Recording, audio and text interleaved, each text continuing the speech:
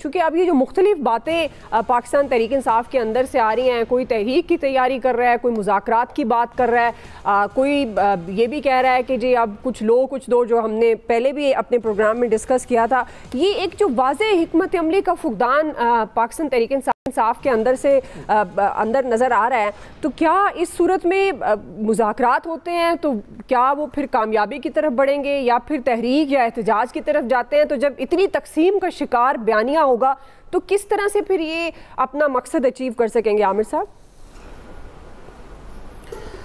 जब इतनी तकसीम होगी तो वो था ना, वो एक बच्चा आया था कि जब ये पुलिस मारेगी तो हम इनकलाब कैसे लाएंगे।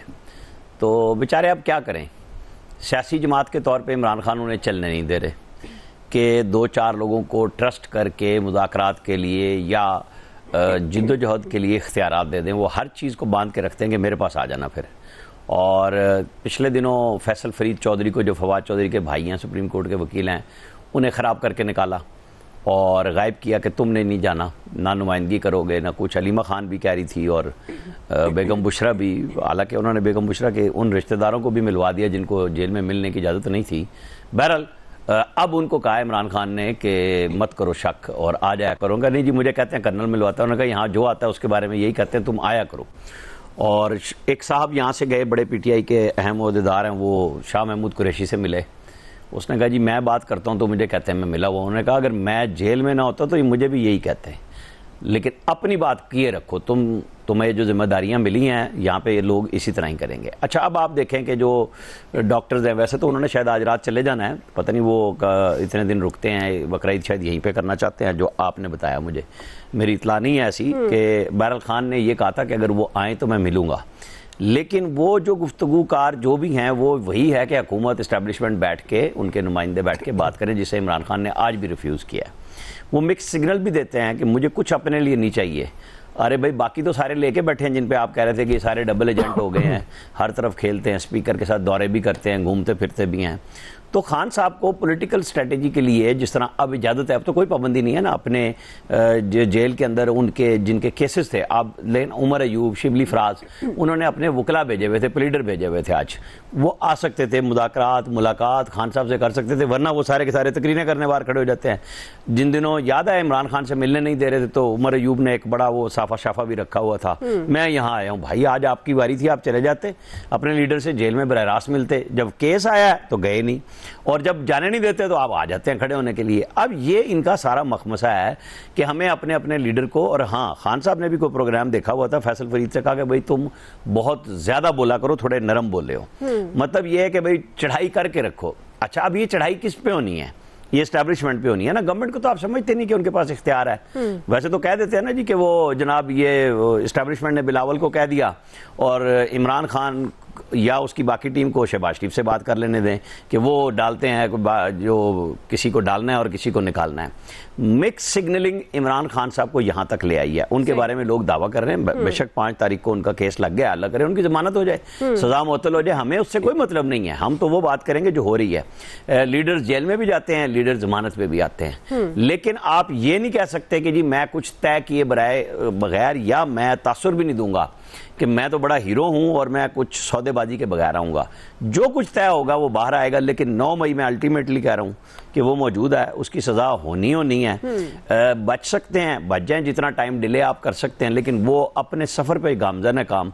GHQ हमला केस और बहुत सारे लोग उसके गिरदाब में आए हुए हैं, कुछ बचने की कोशिश कर रहे हैं। PTI के लिए मेरे हिसाब किताब में सियासी जमात के तौर पे सबसे बड़ा काम ये होगा कि खान साहब को मना लें इनके सियासतदान, बजाय अपने लीडर के साथ 2 नंबरी करने के। जो भी मुज़ाकरात करने हैं रास्ता बनाएं, इमरान खान की सियासत का रास्ता बनाएं। ये जो उनको जिद में डाल के ना कि डटा हुआ कप्तान, ये सारे फंसवा रहे हैं। जी अयाज साहब, देखें वो कुछ लोग कुछ दो की तो आज गालिबन वजाहत आ गई, अली जफर साहब ने कर दी है। मैंने अर्ज़ किया था आपको, गालिबन मंगल को हमने ये डिस्कस किया था कि वो एक बहन का बयान समझा जाए, अलीमा खान का जो बयान था। तो वो आज ही आमिर ने कहा था जब मुलाकात होगी तो चीज़ें वाज़ेह हो जाएंगी कि वो बयान उनका ज़ाती था या बिल्कुल इमरान खान साहब की तरफ से आया था। तो वो तो चले, एक वजाहत आ गई हमारे सामने कि वो बयान उनका ज़ाती था और बतौर एक बहन ही था, ज़ाहिर है एक परेशानी में बहन ने बयान दिया था।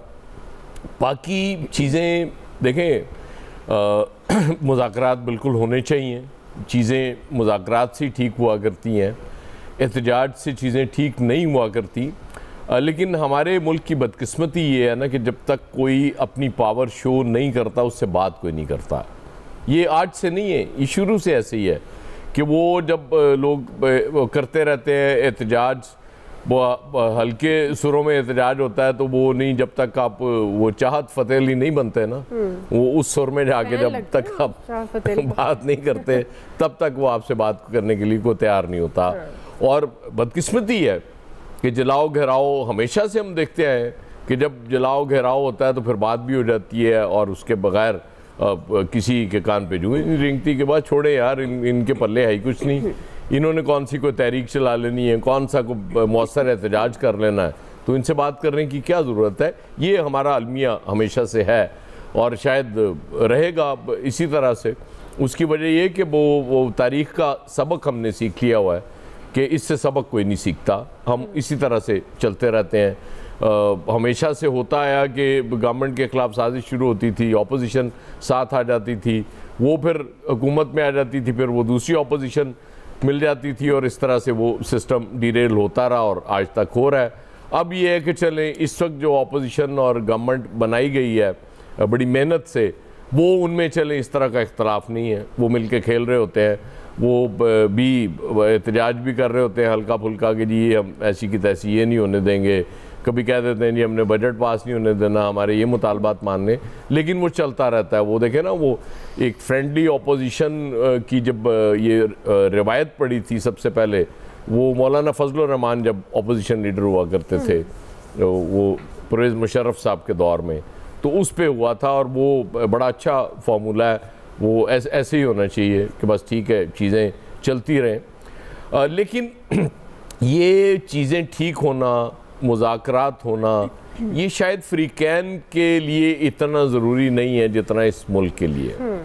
अब नेक्स्ट आपने वो सवाल रखा हुआ है इंडिया के हवाले से, उसमें हम डिटेल से बात भी करेंगे।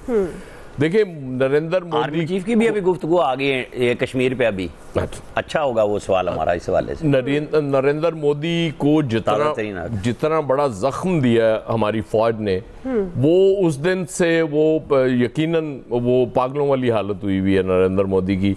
वो कभी हमें गोली खाने का कहते हैं, पता नहीं पैनाडॉल है ये कौन सी उन्होंने कोई, या इंडिया ने शायद अपनी, इंडिया दवाइयाँ अच्छी बनाता है, सस्ती बनाता है, तो उस तरह की कोई चीज़ हमें ऑफ़र कर रहे थे, तो वो उस से निकल नहीं पा रहे। उन्होंने इससे वो निकलना है किसी तरीके से और दिखाना है कि नहीं हम इतने भी कमज़ोर नहीं हैं। तो वो मुझे लगता है कि हमारे यहाँ भी जो बात हो रही है जिस हवाले से, जिस लेवल पे चीज़ें हो रही हैं, वो हमें एहसास पूरा है उस चीज़ का और यकीनन उसकी तैयारी भी भरपूर कर दी होगी।